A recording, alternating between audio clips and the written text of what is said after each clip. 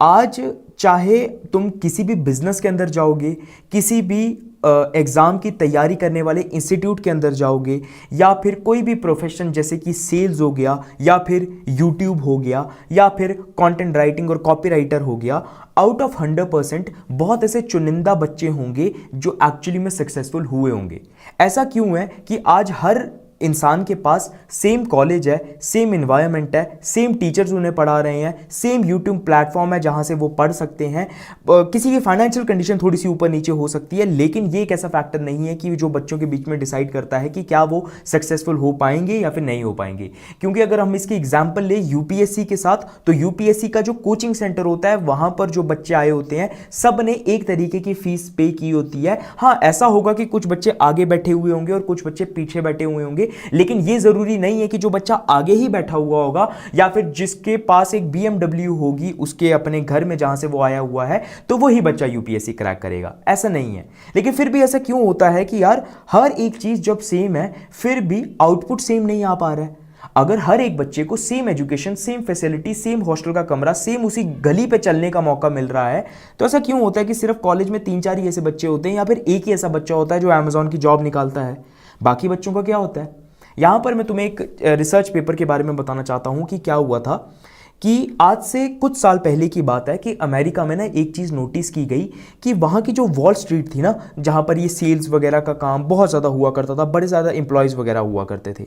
तो वहाँ पर ये चीज़ गवर्नमेंट ने ऑब्जर्व की, जो कि टैक्स होल्डर्स वगैरह थे, उन्होंने ये चीज़ देखी कि यार ऐसा क्यों हो रहा है कि ना जो आउट ऑफ 100 सेल्स पीपल है ना, तो उसके अंदर से 20% ऐसे लोग हैं, 20% ऐसे सेल्स पर्सन हैं जो कि 80% सैलरी कमा पा रहे हैं, या फिर जो वो इतना सेल्स कर पाते हैं जो कि रिमेनिंग 80% इकट्ठे मिलकर भी नहीं कर पा रहे हैं।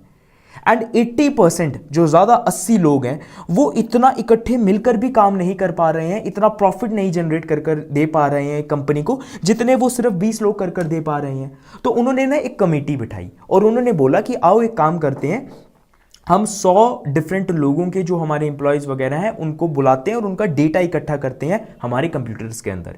जब उन सभी का डेटा इकट्ठा किया जाता है कंप्यूटर्स के अंदर, तो वहां पर एक चीज़ रियलाइज़ होती है कि हाँ, इन सभी ने पिछले महीनों के अंदर इतना ज़्यादा डेटा जनरेट किया हुआ है, इतने ज़्यादा लोगों से बात की हुई है, इतने ज़्यादा प्रॉस्पेक्ट से बात की हुई है, फिर इतने ज़्यादा फॉलोअप लिए हैं, तब जाकर इन लोगों ने हमारा प्रोडक्ट बेचा हुआ है। लेकिन वहां पर भी यही चीज़ देखी गई कि यार ऐसा क्यों हो रहा है कि सिर्फ 20% जो लोग हैं वो 80% प्रॉफिट जनरेट कर दे पा रहे हैं, एंड 80% लोग 20% प्रॉफिट भी जनरेट नहीं कर दे पा रहे हैं। तो वहां पर ये बड़ा इंटरेस्टिंग सा सवाल उठा। तो उन्होंने क्या किया कि जो टॉप 20% थे ना,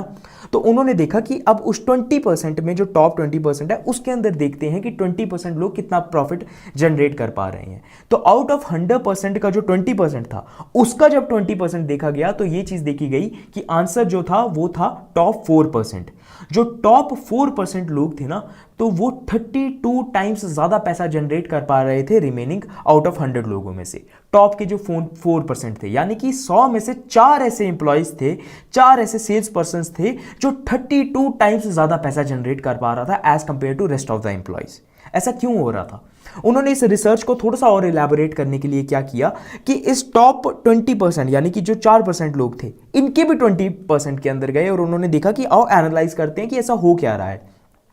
जब उस 4% के टॉप 20% में गए, तो हमारे पास एक नंबर आया 0.8%, एंड वहां पर बताया गया कि वो जो एक ऐसा इंसान था ना, वो 54 टाइम्स ज्यादा सेल्स कर पा रहा था as compare to rest of the लोगों की। अब तुम खुद सोचो कि आउट ऑफ द 100 सिर्फ एक ऐसा बंदा था जो 54 टाइम्स ज्यादा पैसा जनरेट कर पा रहा था। तो अगर तुम्हारी ही आज के टाइम पे एक कंपनी होती, या फिर तुम्हारे पापा का एक बिजनेस होता और आज तुम्हारे पास 20 इंप्लॉयज होते, तुम 20 इंप्लॉयज को इकट्ठी एक सैलरी दे रहे हो, ठीक है, लेकिन तुम देखते हो कि यार एक ऐसा बंदा है जो उन 20 मतलब उन 19 लोगों के बराबर का काम कर पा रहा है, तो तुम उस इंसान को ऑब्वियसली ज्यादा पैसा देने की कोशिश करोगे। लेकिन एक क्वेश्चन तुम्हारे दिमाग में आएगा कि जब सेम दुकान है, वहां पर भी उन लोगों ने वहीं पर सेम क्वेश्चन ये पूछा कि जब सेम कंपनी है, उस कंपनी का सेम प्रोडक्ट है, वहां पर सेम इंटरनेट कनेक्शन उन सभी 100 लोगों को मिल रहा है, सबके कैबिनेट सेम है, सबको हर एक वो जो सेल्स स्क्रिप्ट है वो भी सेम मिली हुई है, सबके वर्क आवर्स भी सेम है, कुछ कुछ बंदे, अगर वो बंदा 12 घंटे काम करता है तो कुछ ऐसे बंदे हैं जो 16 घंटे काम करते हैं, लेकिन फिर भी वो इंसान ज़्यादा रिजल्ट कैसे जनरेट कर कर दे पा रहा है, वो ज़्यादा प्रॉफिट कैसे जनरेट कर कर ला पा रहा है। तो जब ऐसे लोगों को इकट्ठा किया गया तो वहाँ पर एक चीज़ देखी गई कि इसके पीछे नंबर 1 रीज़न ये था कि वो इंसान बहुत ज़्यादा ऑब्सेस्ड था अपने काम को लेकर। वो इंसान बहुत ही ज़्यादा ऑब्सेस्ड था अपने काम में बेस्ट बनने के लिए। एंड अगर तुम ऐसे लोगों को देखोगे ना, ऐसे कॉलेज स्टूडेंट्स को देखोगे कि जो बहुत ज़्यादा पढ़ाई करते हैं, जिनके दिमाग में बहुत चीज़ फोकस्ड होती है कि उन्हें एक फ्रीलांसर नहीं, एक बेस्ट फ्रीलांसर बनना है। अगर उनके दिमाग में ये वाला माइंडसेट है कि यार उन्हें सिर्फ एक विप्रो की जॉब क्रैक नहीं करनी है, टीसीएस की जॉब नहीं क्रैक करनी है, बट उन्हें सीधा अमेजॉन की जॉब क्रैक करनी है, तो तुम कहीं ना कहीं पर देखोगे कि वो बंदे बहुत ज़्यादा ऑब्सेस्ड होते हैं अपने काम को लेकर। उन्हें पता है कि वो सिर्फ बेस्ट बनना चाहते हैं और कुछ नहीं।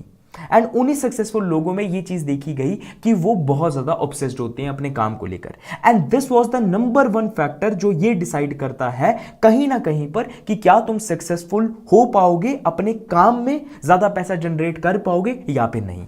If you are not obsessed with your work, then there are a very high chances that you will become a mediocre in that field. And if you are a mediocre, you will not be able to generate a good amount of income as compared to that person who is very obsessed with the same amount of work that you are doing. तो ये एक number 1 चीज थी कि जो एक perspective तुम्हें आज के टाइम पे पता होना चाहिए एज अ कॉलेज स्टूडेंट कि if you are not doing your work with obsession, passion, then there are a very high chances कि you will end up with a mediocre life.